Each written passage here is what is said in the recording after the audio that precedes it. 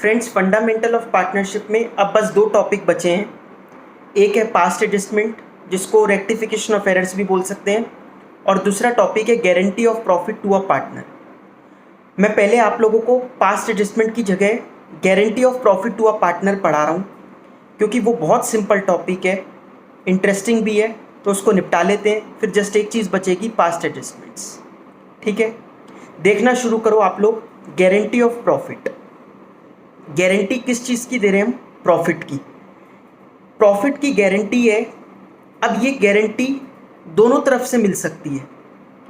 Guarantee partner भी दे सकता है फर्म को, फर्म भी दे सकती है पार्टनर को।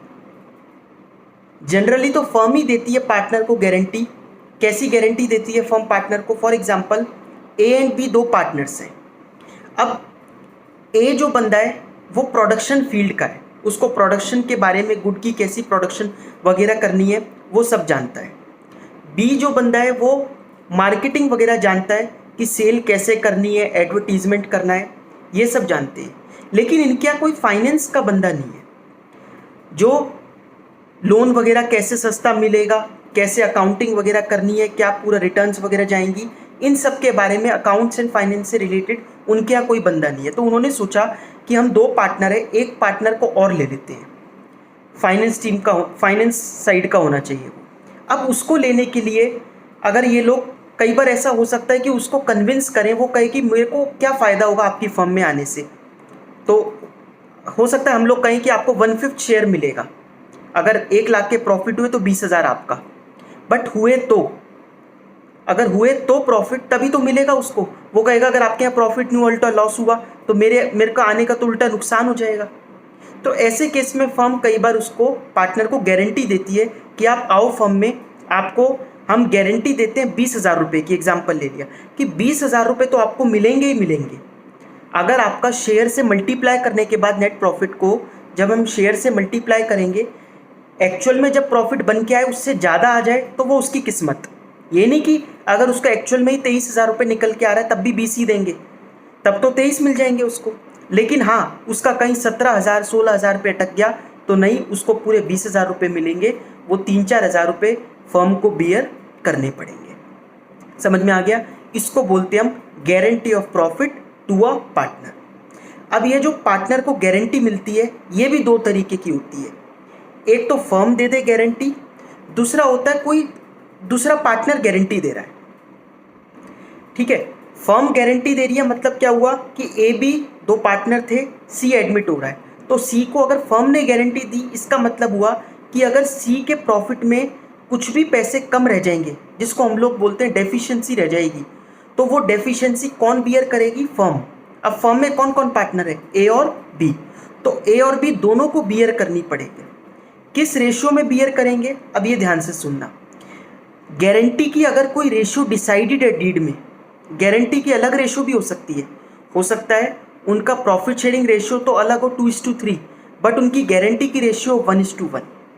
तो अगर डीड में गारंटी की रेशियो मेंशन्ड है तो वो, नहीं मेंशन तो पीएसआर लेनी होती है, पीएसआर भी नहीं है तो फिर इक्वल लेनी होती है। ठीक है, ये सीक्वेंस है। या तो गारंटी की रेशियो क्वेश्चन दे दे आपको, गारंटी की रेशियो नहीं दी तो पीएसआर ले लेना, पीएसआर भी नहीं है तो इक्वल ले लेना। ठीक है, ये मैंने आपको बताया guarantee of profit to a partner किसके द्वारा? By firm. लेकिन कई बार गारंटी एक पार्टनर भी दे सकता है। जैसे ए बी सी 3 पार्टनर है और डी एडमिट होता है फर्म में, ए के कहने पर डी आ रहा है फर्म में, और बी और सी, ए अगर फर्म में बात भी करता है बी और सी से कि ये कह रहा है कि इसको चिंता है कि इसको प्रॉफिट मिलेंगे या नहीं, तो बी और सी कहेंगे नहीं, इसके लिए हम कुछ नहीं कर सकते, उसको आना है तो आए, नहीं आना तो ना आए। तो ए कई बार पर्सनली गारंटी दे सकता है। वो कहेगा ठीक है, अगर इसके प्रॉफिट इतने से कम हुए तो मेरे अकाउंट से काट लेना, आप मेरे प्रॉफिट से काट लेना, इसको दे देना। समझ में आ गया? तो अगर ऐसा एग्रीमेंट हुआ है तो फिर ये कहलाएगा guarantee of profit to a partner by another partner. समझ में आ गया? तो गारंटी ऑफ प्रॉफिट हम लोग टॉपिक पढ़ रहे हैं, उसमें पहला टॉपिक होता है guarantee of profit to partner. Firm को भी गारंटी मिलेगी अभी आगे चल के। फर्म को गारंटी पार्टनर दे रहा है कि मुझे फर्म में ले लो, मैं आपके प्रॉफिट इतने बढ़ा दूंगा, ये कहलाती है guarantee of profit to firm. लेकिन पहले पढ़ रहे हैं हम guarantee of profit to partner. ठीक है, बड़ा इंटरेस्टिंग टॉपिक है, ध्यान से समझना। क्वेश्चन पे आते हैं। अच्छा, डेफिशिएंसी किसको कहेंगे? डेफिशिएंसी का मीनिंग क्या हुआ? जितना गारंटीड प्रॉफिट है माइनस एक्चुअल प्रॉफिट, उसका हुआ कितना प्रॉफिट और होना कितना चाहिए था, माइनस कर लो, डेफिशिएंसी निकल कर आ जाएगी। क्वेश्चन नंबर 81 देखिए आप लोग अपनी बुक में। A, B and C are partners in a firm. Their profit sharing ratio is 2:2:1. C is guaranteed a minimum of ₹1 lakh as share of profit every year. C को guarantee दी गई है कि उसको 1 लाख रुपए मिलेंगे हर साल के। एनी डेफिशिएंसी अराइजिंग, वैसे तो देखो C का प्रॉफिट शेयरिंग रेशियो कितना था 1/5, क्योंकि कह रहा है ना ABC 2:2:1, तो 1/5 मिलेगा। बट 1/5 अगर 1 लाख रुपए से कम पड़ जाएगा तो उसको उतने पैसे मिल जाएंगे जितनी भी डेफिशिएंसी है। Any deficiency arising shall be met by, अब यहाँ पर बता रहा है कि कौन बियर करेगा, shall be met by B. ठीक है, तो जितनी भी उसकी डेफिशिएंसी अगर आई तो वो कौन बियर कर लेगा? बी बियर कर लेगा। The profits for the 2 year ended 31st March 2019 and 2020 were ₹4 lakh and ₹6 lakh respectively. Prepare P&L appropriation account of the 2 years. 2 सालों के P&L appropriation account बनाने हैं। अच्छा, इसमें एक लाइन आई थी any deficiency arising shall be met by B. अगर ये लाइन नहीं लिखी होती, अगर ये साइलेंट होता तो हम मानते गारंटी किसने दी है? पूरी फर्म ने, तो फिर ए और बी दोनों मिलकर बियर करते। अच्छा, क्वेश्चन में कहीं फिर गारंटीड रेशियो नहीं होती तो हम PSR ले लेते, इनकी 2:2 मतलब 1:1 हो जाएगी। समझ में आ गया? लेकिन ये तब होता जब ये लाइन नहीं लिखी होती। अब तो मेंशन्ड है कि बी ही बियर करेगा कोई भी डेफिशिएंसी आती है तो। दोनों ईयर के P&L एप्रोप्रिएशन अकाउंट बनाते हैं। सबसे पहले 2019 का देखिए, P&L appropriation account for the year ended 31st March 2019। Net profit कितना हुआ? 4 लाख। तो बाय नेट प्रॉफिट 4 लाख। कुछ देने के लिए तो नहीं कह रहा, इंटरेस्ट ऑन कैपिटल नहीं है, सैलरी नहीं है, कमीशन नहीं है, सीधा प्रॉफिट बांटते हैं। गारंटी ऑफ प्रॉफिट के क्वेश्चन में आप एक चीज़ ध्यान रखना, प्रॉफिट बांटते वक्त एक एक लाइन छोड़ना पार्टनर्स के बीच में, क्योंकि अगर डेफिशिएंसी आ गई तो वो कहाँ पर प्लस और कहाँ पर माइनस करोगे। ठीक है, ये लाइन ज़रूर छोड़ना आप एक एक पार्टनर्स के बीच में। तो to profit transfer to A's capital, B's capital, C's capital. पहले हम अंदर लिखेंगे कि कितना कितना एक्चुअल में प्रॉफिट बट रहा है रेशियो के हिसाब से। पहले रेशियो के हिसाब से बांटो आप। 4 लाख को रेशियो के हिसाब से बांटेंगे। रेशियो कितनी है? 2:2:1। तो ये आ गया 1,60,000, 1,60,000 और 80,000, 1,60,000, 1,60,000 और 80,000। ये हो गया PSR में बांटने पे। अब नेक्स्ट देखो, गारंटी किसको मिली थी? सी को। कितने की गारंटी मिली हुई है? 1 लाख रुपए की। लेकिन सी को प्रॉफिट मिला सिर्फ कितना है अभी तक? 80,000 रुपये। 20,000 की क्या है? डेफिशिएंसी। 20,000 रुपये हम ऐड कर लेंगे उसके अकाउंट में। किसके यहाँ से माइनस कर लेंगे? बी में से। तो आप देखिए उसमें बी में माइनस हो रहे हैं, डेफिशिएंसी 20,000, सी में ऐड कर दी डेफिशिएंसी 20,000 की। ए में कोई इम्पैक्ट नहीं पड़ा। ए का जो 1,60,000 था वो वैसे का वैसा बाहर आ जाएगा। बी का अमाउंट हो जाएगा 1,40,000, सी का अमाउंट हो जाएगा 1 लाख रुपीज़। आ गया समझ में? ये होता है अगर हम लोगों ने 2019 का बांटना था तो। 2020 का प्रॉफिट बांटते हैं। By net profit ₹6 lakh. Ratio वही 2:2:1। प्रॉफिट बांटे to profit transfer to A's capital, B's capital, C's capital. 2,40,000, 2,40,000, 1,20,000। C में देखिए अमाउंट कितना आ रहा है? 1,20। उसको गारंटी कितने की दी थी? 1 लाख की। ज़्यादा ही मिल रहे हैं उसको, कोई दिक्कत नहीं है, जितने मिल रहे हैं उतने दे दो। गारंटी में ये नहीं होता कि आपको 1 लाख से 1 रुपये ज़्यादा नहीं देंगे। 1 लाख रुपए तो कम से कम मिलेंगे, इससे ज़्यादा मिल जाए तो फिर उसके हैं ही। ठीक है, ये हो गया क्वेश्चन नंबर 80। नेक्स्ट क्वेश्चन देखिए, क्वेश्चन नंबर 80, पेज नंबर 2.91 पर ही। X, Y and Z are partners. X, Y and Z entered into partnership on 1st October 2019. इन्होंने 1st October 2019 को स्टार्ट किया। To share profits in the ratio of 4:3:3। X personally guaranteed that Z's share of profit after charging interest on capital at the rate of 10% per annum would not be less than 80,000 in a year. 80,000 रुपये कम से कम Z को मिलेंगे ही। ये किसने guarantee दी है? X ने। कौन सा प्रॉफिट है ये? इंटरेस्ट ऑन कैपिटल देने के बाद। वैसे भी सब कुछ देने के बाद ही जो डिविजिबल प्रॉफिट बचता है उसी को तो देखेंगे। कैपिटल कंट्रीब्यूशंस वर 3 लाख, X की है, Y की 2 लाख, Z की 1,50,000। Profit for the year ended 31st March 2020 was ₹1,60,000।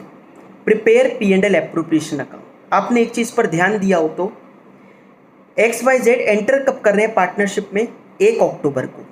अब वो चाहते तो अगले 30 सितंबर तक भी अपनी बुक्स चला सकते थे, क्लोज करते, बट उन्होंने चाहा नहीं, हम इस साल तो 31 मार्च को ही क्लोज करते हैं सबके तरीके से, फिर नए साल से वही 1 अप्रैल से चलाएंगे, 1 अप्रैल से 31 मार्च। और किसी को मनाही थोड़ी ना 1 अक्टूबर को बिजनेस खोलने की। ये थोड़ी ना ज़रूरी है कि आपको 1 अप्रैल को ही बिजनेस खोलना पड़ेगा। कभी भी आज चाहो तो आप आज बिजनेस खोल सकते हो, और बुक्स जब बंद करनी हो तो 31 मार्च को बुक्स बंद कर सकते हैं, नहीं तो इस दिन से अगले साल के इस दिन तक चला सकते हैं। कंपनीज में रूल है कि फाइनेंशियल ईयर फॉलो करना है, पार्टनरशिप के लिए कोई रूल नहीं होता। इन लोगों ने क्या किया? 1 अक्टूबर से 31 मार्च की बुक्स क्लोज की। इसमें एक चीज़ इंपॉर्टेंट हमारे लिए क्या हो गई? जेड को गारंटी ये दी थी कि 80,000 रुपये आपको साल के मिलेंगे। अभी तो साल ही पूरा नहीं हुआ। 1 अक्टूबर से 31 मार्च कितने महीने होते हैं? 6 महीने। तो उस हिसाब से तो उसको 40,000 रुपये ही मिलने चाहिए, 80 नहीं मिलने चाहिए।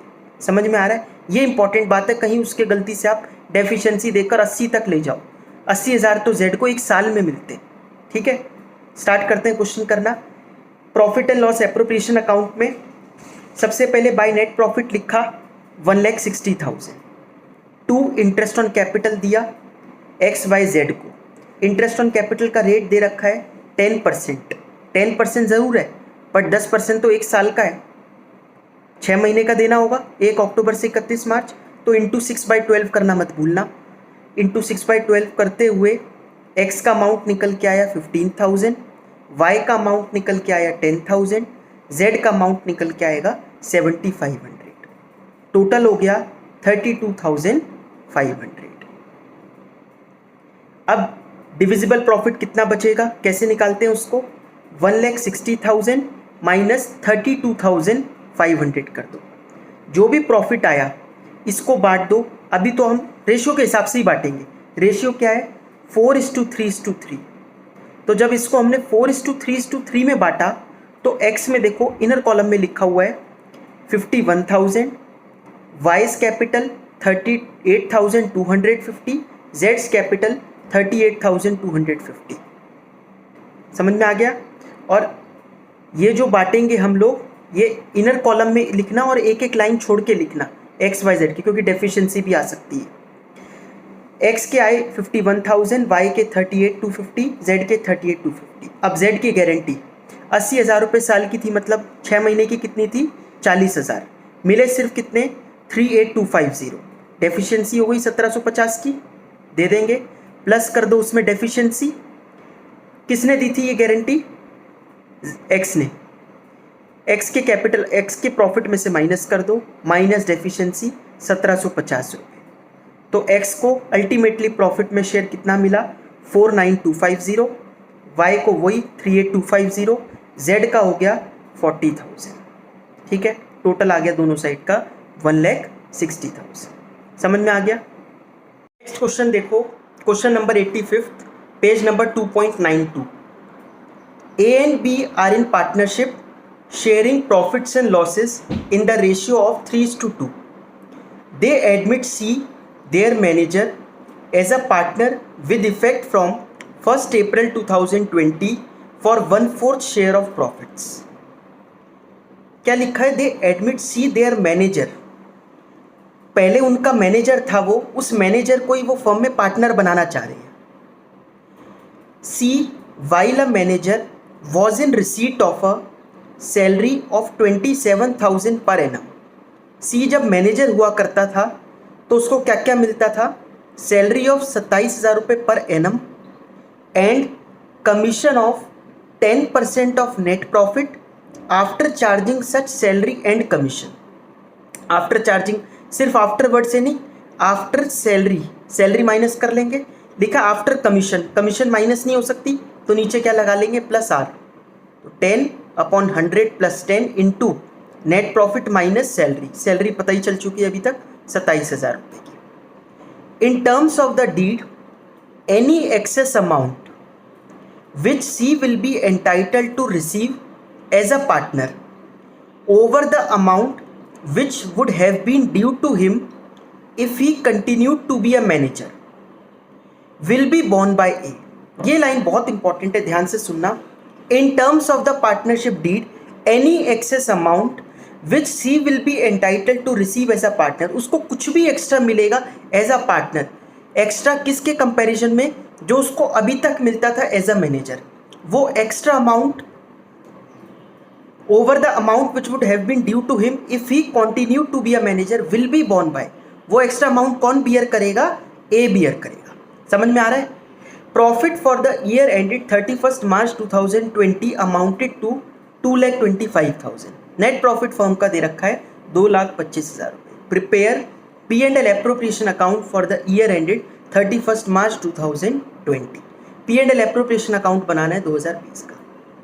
एक गलती इसमें क्वेश्चन में है, ऊपर लिखा था they admit C their manager as a partner with effect from 1 April 2020 और बुक्स बनाने को कह रहा है 31 मार्च 2020 की। इसका मतलब ऊपर ये 1 अप्रैल 2019 है, वो 1 अप्रैल 2019 से चाह रहे हैं जो उनका मैनेजर था वो पार्टनर बन जाए। किस कंडीशन पर, फर्म तो इसका मतलब उसको अभी भी कितने देगी, उतने ही पैसे देगी जो एज अ मैनेजर उसको मिलते थे। जितना भी एक्स्ट्रा अमाउंट मिलेगा उसको पार्टनर बनने के बाद, वो एक्स्ट्रा अमाउंट कौन बियर करेगा, ए बियर करेगा। समझ में आ गया। तो पहले वर्किंग नोट बनाकर ये देख लेते हैं कि उसका एज अ मैनेजर कितना बन रहा था, एज अ पार्टनर कितना बनेगा। देखिए सी एज अ मैनेजर, उसको एक तो सैलरी मिलती थी 27,000 रुपये की, कमीशन कितनी मिलेगी 10% ऑफ, आप जैसे ये आता वैसे लिखते जाया करो 10%, तो 10/100 ऑफ मतलब मल्टीप्लाई। नेट प्रॉफिट कितना है 2,25,000 आफ्टर चार्जिंग सैलरी, तो माइनस कर दो सैलरी, एंड कमीशन, कमीशन तो माइनस नहीं हो सकती तो नीचे प्लस आर लगा दो। 10/110 इंटू 2,25,000 माइनस 27,000, ये निकल के आ गया 18,000। 27,000 प्लस 18,000 टोटल हो जाएगा 45,000। समझ में आ गया। तो सी को एज अ मैनेजर कितने रुपए मिल रहे थे 45,000। जब सी पार्टनर बन जाएगा 2,25,000 इंटू शेयर ऑफ प्रॉफिट कितना होगा उसका 1/4, तो 2,25,000 इंटू 1/4, ये आ गया 56,250। तो एक्स्ट्रा उसको कितना मिल रहा है 11,250 रुपये उसको एज अ पार्टनर एक्स्ट्रा मिलेंगे, लेकिन वो फर्म नहीं देगी, फर्म तो उसको अभी भी उतना ही देगी जितना पहले दे रही थी 45,000। जो एक्स्ट्रा उसको मिल रहा है वो कौन बियर करेगा, ए बियर करेगा 11,250 रुपये। ठीक है, बनाना शुरू करते हैं P&L एप्रोप्रिएशन अकाउंट। देखिए by net profit 2,25,000 to profit transfer to, क्योंकि और कुछ तो है नहीं, interest on capital salary commission कुछ नहीं है, सीधा प्रॉफिट बांटते हैं। एस कैपिटल एक लाइन छोड़ के, बीस कैपिटल एक लाइन छोड़ के, फिर सीस कैपिटल। सी को फर्म कितना देगी, कितना एग्री हुआ है क्वेश्चन के हिसाब से 45,000। 25,000 रुपये में से 45,000 मिल गए सी को, बचे कितने 1,80,000 रुपये। 1,80,000 रुपये ए और बी को बढ़ जाएंगे किस रेशियो में 3:2 में। ए का अमाउंट आ रहा है 1,08,000 रुपये और बी का अमाउंट आ रहा है 72,000। आ गया समझ में। फिर से बता रहा हूँ मैं, देखो प्रॉफिट कैसे बट रहा है। 2,25,000 रुपये में से सी को तो फर्म अभी भी उतना ही देगी जितना पहले देती आ रही थी 45,000। बच कितने गए 1,80,000। 180 को ए और बी में बांट दिया उनकी PSR में 3:2। ये अमाउंट्स निकल के आ रहे हैं, ए का 1,08,000, बी का 72,000, सी का 45,000। सी को एक्स्ट्रा जो मिलना है 11,250 वो देगा कौन, ए। तो ए में से माइनस कर ली डेफिशिएंसी, ए का अमाउंट निकल के आ गया 96750, बी का अमाउंट सेम रहेगा, सी में देखिए प्लस करने के बाद आ गया 56250, 2,25,000 2,25,000 आ गया समझ में। बाकी हम लोग नेक्स्ट क्लास में